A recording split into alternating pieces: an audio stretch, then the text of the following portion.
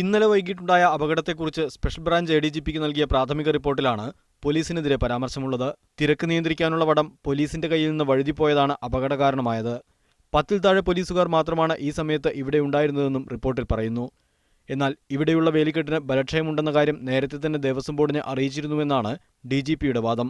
ADGP എന്നെ പറഞ്ഞു, sir അത് ഞങ്ങൾ ഈ മാറ്റർ ട്രാവൻകൂർ ദേവസ്വം ബോർഡിക്ക് ഓഗസ്റ്റ് മാസത്തിലെ കൊത്തുവരി പറഞ്ഞായിരുന്നു. പക്ഷേ അത് അവർ സ്ട്രോങ് ചെയ്തിട്ടില്ല. സംഭവത്തെക്കുറിച്ച് IG ശ്രീജിത്ത് അന്വേഷിക്കും. പോലീസിന് വീഴ്ച പറ്റിയിട്ടില്ലെന്ന് ദേവസ്വം ബോർഡിന്റെയും ഉദ്യോഗസ്ഥരുടെയും അടിയന്തര യോഗത്തിന് ശേഷം മന്ത്രി കടകംപള്ളി സുരേന്ദ്രനും ആവർത്തിച്ചു. ആ സ്പോട്ടിൽ 9 പേരുണ്ടായിരുന്നു എന്ന് പറയുന്നത്. അവിടെ 90 പേരുണ്ടെങ്കിലും 900 പേരുണ്ടെങ്കിലും ഇത് സംഭവിക്കും. നമ്മൾ അന്യായം പറയുന്നത് എന്തിനാണ്? അപ്പോൾ അങ്ങനെയൊന്നും അതിന് വ്യാഖ്യാനിക്കേണ്ട കാര്യമൊന്നുമില്ല. പോലീസ് വളരെ ഫലപ്രദമായിട്ടുള്ള പ്രവർത്തനമാണ് ഇവിടെ നടത്തുന്നത്. അതുകൊണ്ടാണ് ഇതെല്ലാം വളരെ മനോഹരമായിട്ട് നടന്നു പോകുന്നത്.